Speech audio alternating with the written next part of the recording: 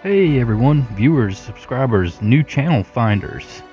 I want to start this video by saying it's not a direct side-by-side comparison of graphics or visual changes. I wanted to make a video covering some of the aspects of the first Dying Light that I truly enjoyed and how they stack up compared to the newly released Dying Light 2. I absolutely adore the first Dying Light, and without getting into a full review, also really enjoying Dying Light 2 as well. With that out of the way, let's jump right in and talk about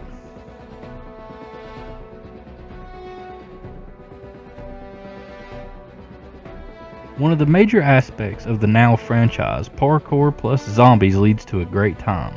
So I want to start by showing that for both games I have fully maxed out the parkour skill trees. Both games can be a bit slow to start out, as with a lot of games that have perks and skills tied to movement. So I'm going to let a clip play of parkouring around in Dying Light 1, then move on to showing some traversal in Dying Light 2. I'll be right back with you.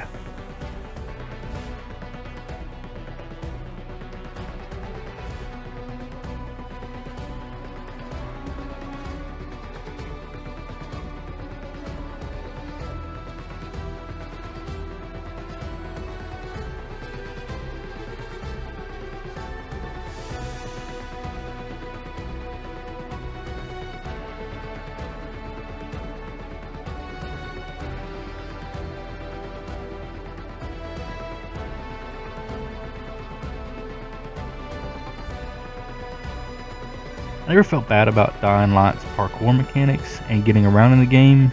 That is until recording this after playing Dying Light 2, which does feel much better.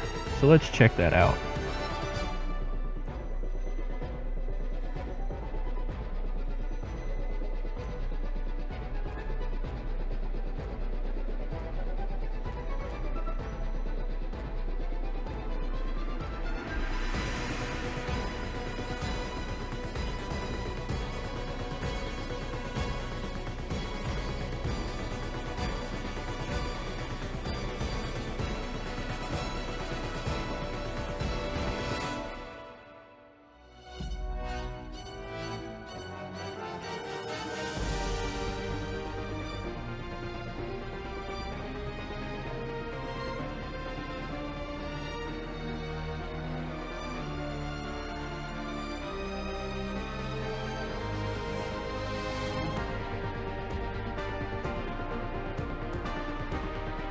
Dying Light 2's movement and parkour options feel super smooth and almost make it feel like you're pulling off a sick combo in a skateboarding game.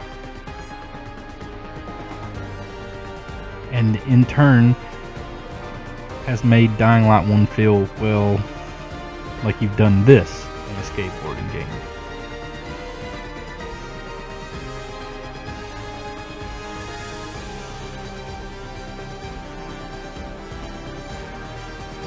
I'm not going to try and cover every single type of enemy in between both games. However, I do want to try to point out what I think is a bit of a downside for Dying Light 2. In Dying Light, there is an enemy type called a viral.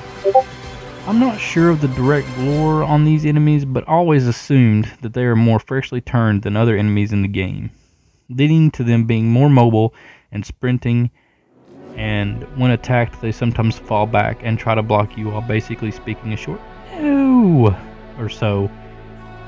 In Dying Light 2 they are a bit more ferocious with a leaping attack that will knock you off your feet, but they don't always hold up to the image, especially visually, of a more freshly turned fighter. And they no longer have voice lines. Is that a good way to phrase it? Yeah, no voice lines. Just screams and grunts and growls. Though they do hold on to the same animation set of trying to block and ward you away. I just don't think it fits as well here.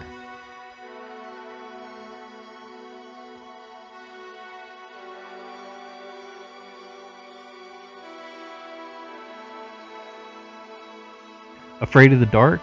This is easily one of the more obvious aspects to have changed for fans of the series. The knights in Dying Light 2 aren't nearly as intimidating or scary, even with the implementation of a timer. The tension in Dying Light 1 felt more natural, as the knights were darker and Valhallas more powerful than the enemies you will run into in most of your after-hours exploration of Dying Light 2. While on the subject of dark and light, Dying Light 2 isn't always bright and glowing. Some of the dark zones are fully pitch black and you can only see via your flashlight, which makes these areas much more challenging and terrifying to explore. And on the same note, there are some very well lit areas in Dying Light that are considered to be dark zones.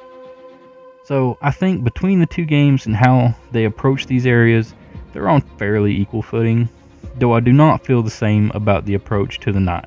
So I give the win to Dying Light 1.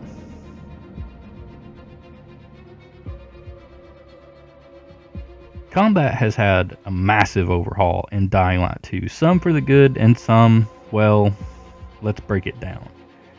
Melee combat feels nice and chunky in Dying Light 2, visceral and brutal, and thanks to the addition of a block, human encounters especially feel massively better to play. But melee combat isn't the only thing that either of these games offer, and I found myself in both games wanting to pull off my inner Daryl Dixon and run with bows and crossbows. What do you know about it, old man? Mainly because they're massively OP in both games. However, I take a pretty major issue with Dying Light 2. I mean, it is to each their own, but I much prefer the ability to do this.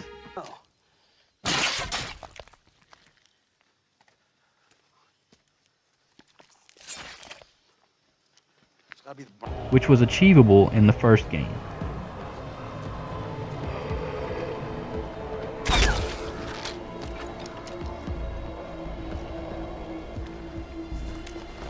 Also, with auto aim turned off, even though I am first and foremost a console player, Dying Light 2 has a tendency to do this.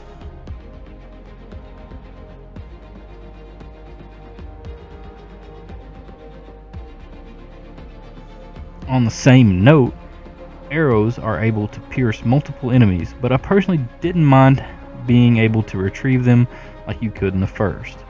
That is assuming that that's why they took it out. Speaking of, I also highly miss the detail of your weapon actually breaking down during use in the first game, whereas in the second one, you can't actually see any deformation or anything, you just tend to throw them on the ground upon breaking. So, I would say it's a pretty fair split between the two games as far as combat goes.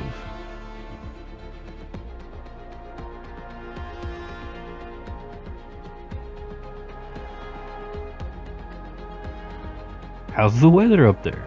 Well, in Dying Light 2, it's awesome. From different moments where the wind will pick up and make the glider harder to use, to sitting at a bus stop in the rain and listening to the sound design do its thing.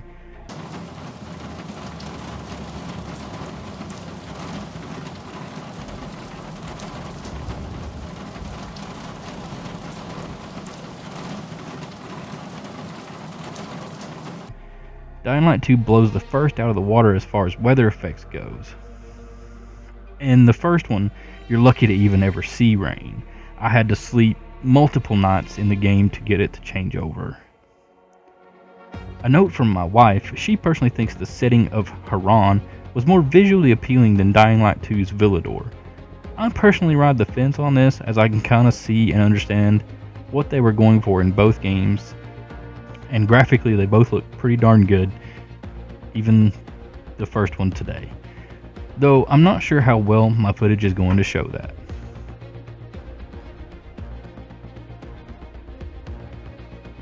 Well, I think that covers enough bases for now. If you have any changes or differences you would like to discuss, drop them in the comments below. Remember, this video is just me covering some of the things I would like to talk about as far as differences between the two games goes, and as such should have no influence on how you feel about the game yourself. With all that said, I hope everyone is doing well, and I thank you for watching the video if you've made it this far. Special thanks to my patron, Swift Logic, for helping with so many things. If you would like to help with future videos or art projects, consider joining. The link, as well as links to my other social platforms, are in the description below. As always, remember to be safe, be good, and I hope to catch you in the next one.